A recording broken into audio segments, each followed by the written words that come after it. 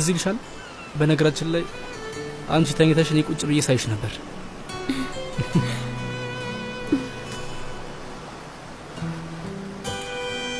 ብቻችንን ቅኔዎችን በጆሮዬ እያንሾካሾክልኝ እንድኖር ነው የምፈልገው። የባህሩ ድምፅ ያጫውተሃል። ሌላ ምንም አይነት ነገር ዙሪያችን እንዲኖር አልፈልግም። እንደዚሁ ለዘላለም እንኖራለን። የኔ ውድ እርስ በርስ እስከተማመንና እስከተወሰን ድረስ ምንም አንሆንም። እሺ የኔ ውድ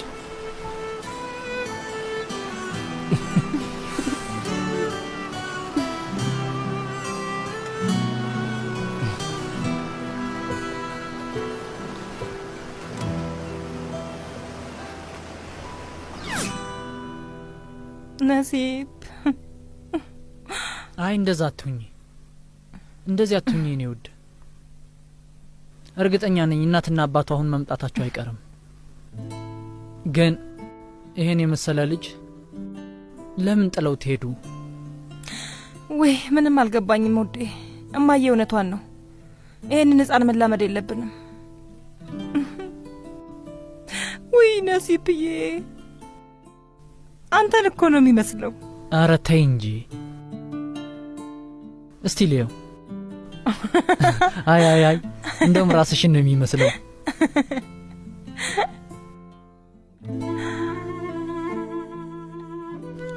የኛ ጥፋት አይደለም፣ አግተን አላመጣ ነው። ስለዚህ እዚህ ቆይቶ ለህይወታችን ደስታ ሊሆን ይችላል። ለዛሬ ብቻ ምሽቱን አንድ ላይ እናሳልፈው። ከዛ ነገ ስለሱ እንረሳለን።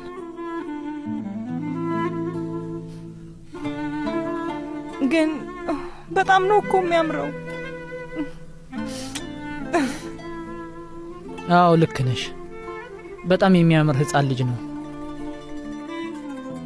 አዎ እንዳልሽው ባንላመደው ይሻላል። ከዚህ በላይ መላመድ የለብንም። አዎ መላመድ የለብንም ነሲብ። እንደውም ነገ በጠዋት ተነስተ ፖሊስ ጣቢያ ማድረስ አለብህ። እና ልስጠው አይደል?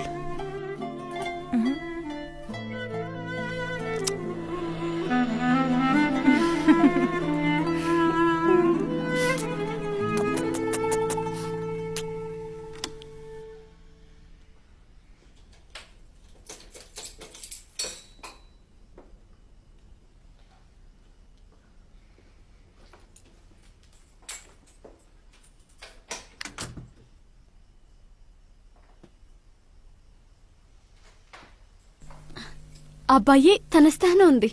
አይ ውዴ ስጠብቅሽ ነበር። አባዬ ተው እባክህ፣ መቼስ ሕፃን ልጅ እንዳልሆንኩ መቼም ታውቃለህ። እውነቱን ንገሪኝ፣ ከዛ ሰውዬ ጋር ነበርሽ አይደል? አባዬ ሁሉም ነገር እንደምታስበው አይደለም።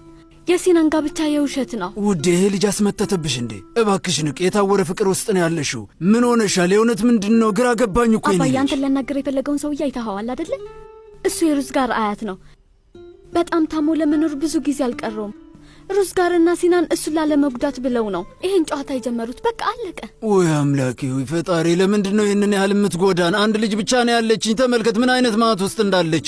ከዛ ርካሽ ቶልጋ ጋር ያንን ሁሉ። አባዬ ሲናን ግን ይለያል። ኧረ እባክሽ፣ ምኑ ተለየብሽ? እንዴት ነው አንድ ወንድ የውሸት ጋብቻ ብለው ጨዋታው የሚጫወተው?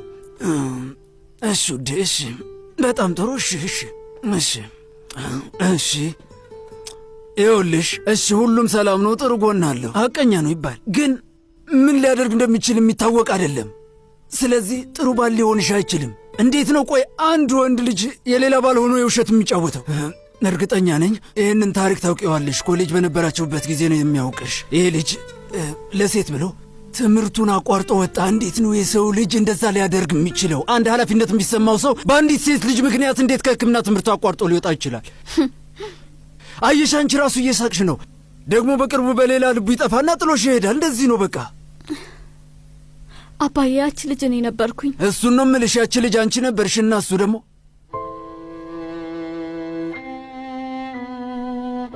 ምን አልሽ ውዴ?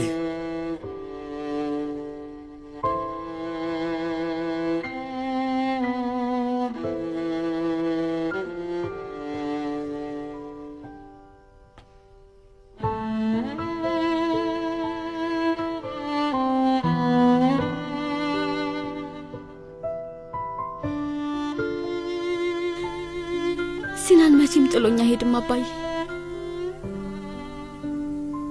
አድርጎትም አያውቅም።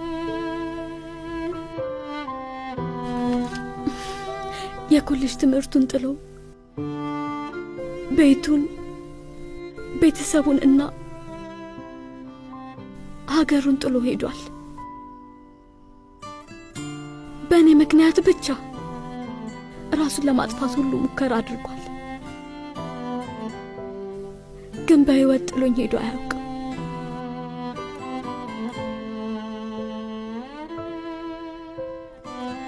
አባዬ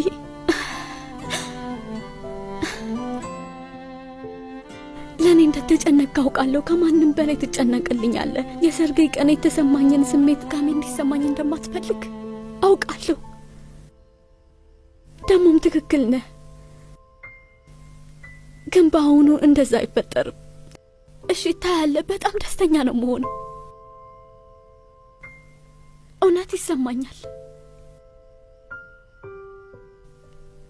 እውነተኛ ፍቅር አግኝቻለሁ አባዬ።